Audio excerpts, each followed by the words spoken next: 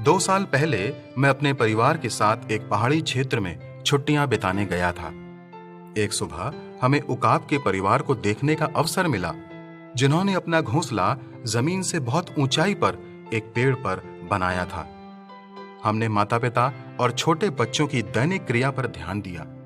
हर दिन माता पिता अपने बच्चों की सुरक्षा का ध्यान रखते और उनके पोषण के लिए नदी से मछली लाकर खिलाया करते। उकाब माता पिता के दृश्य ने हमें परमेश्वर के प्रेम को स्मरण कराया कि उनको भी हमारी सुरक्षा और जरूरत का ध्यान रहता है। कितना प्रेमी परमेश्वर है हमारा। तो आइए परमेश्वर पिता के प्रति धन्यवादी हृदय से आएं और भजनकार राजा दाऊद के साथ कहें, मैं जीवन भर यहोवा का गीत गाता रहूंगा। जब तक मैं बना रहूंगा तब तक अपने परमेश्वर का भजन गाता रहूंगा। एक आदमी को रोज शराब पीने की बुरी आदत पड़ गई थी। उसकी इस आदत से घर वाले बड़े परेशान रहते थे। गांव के लोगों ने भी उसे समझाने की बहुत कोशिश की, लेकिन वो हर किसी को एक ही जवाब देता, मैंने ये आदत नहीं पकड़ी, इस आदत ने मुझे पकड़ रखा है। वास्तव में सचमुच वो इस आदत को छोड़ना चाहता था, पर कई कोशिशों के बावजूद वो ऐसा नहीं कर पा रहा था। उसके परिवार वालों ने सोचा कि शायद शादी करवा देने से वो ये आदत छोड़ दे, इसलिए उसकी शादी करा दी गई। कुछ दिनों तक सब ठीक चला और फिर से वो शराब पीने लगा। उसकी पत्नी भी अब काफी चिंतित रहने लगी और उसने निश्चय किया कि वो किसी न किसी तरह अपने पति की इस आदत को छुड़वा ही देगी। एक दिन गांव में एक प्रसिद्ध साधु महाराज आए। वो अपने पति को लेकर उनके आश्रम पहुंची। साधु ने कहा, बताओ पुत्री, तुम्हारी क्या समस्या है? पत्नी ने दुखी स्वर में सारी बातें साधु महाराज को बता दी।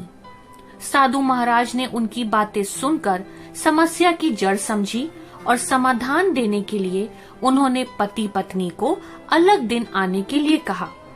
अगले दिन वे आश्रम पहुंचे तो उन्होंने देखा कि साधु महाराज एक पेड़ को पकड़ के खड़े हैं।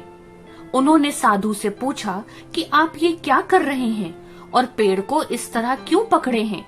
साधु ने कहा, आप लोग जाइए और कल फिर आइएगा।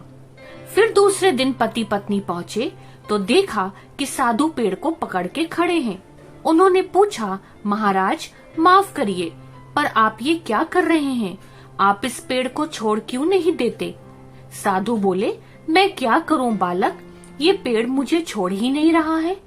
पति हंसते हुए बोला, महाराज आप पेड़ को पकड़े हुए हैं, पेड़ आपको नहीं, आप जब चाहें उसे छोड़ सकते हैं। साधु महाराज गंभीर होते हुए बोले, इतने दिनों से मैं तुम्हें क्या समझाने की कोशिश कर रहा हूँ, यही ना कि तुम शराब पीने की आदत को पकड़े हुए हो, ये आदत तुम्हें नहीं पकड़े हुए है। पति को अब अपनी गलती का एहसास हो चुका था। वो समझ गया कि किसी भी आदत के लिए वो खुद ही जिम्मेदार है और वो अपनी इच्छा शक्ति के बल पर जब चाहे उसे छोड़ सकता है। दोस्तों, आज यदि कोई भी किसी प्रकार के बंधन में है तो आप अपनी आदत की वजह से हैं और आप अपने को असहाय महसूस कर रहे हैं, तो अपनी इच्छा शक्ति को बलवंत करें और इससे बाहर निकलें। यदि आप दृढ़ शक्ति से ऐसा करेंगे तो आप अवश्य छुटकारा प्राप्त करेंगे। बाइबल कहती है, तुम पिछले चाल चलन के पुराने मनुष्य तत्व को जो भरमाने वाली अभिलाषाओं के अनुसार भ्रष्ट होता जाता है उतार डालो।